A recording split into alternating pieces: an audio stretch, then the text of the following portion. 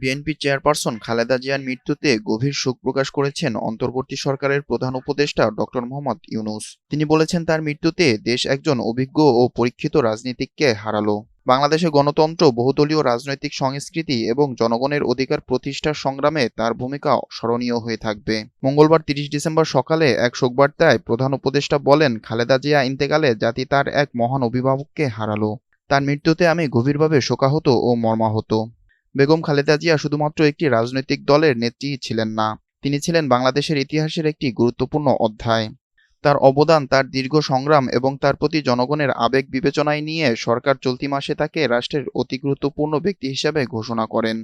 BNP chairperson ও তিনবারের প্রধানমন্ত্রী খালেদা জিয়া মঙ্গলবার ৩০ ডিসেম্বর সকাল ৬টায় রাজধানীর এভারকেয়ার হাসপাতালে শেষ নিঃশ্বাস ত্যাগ করেন।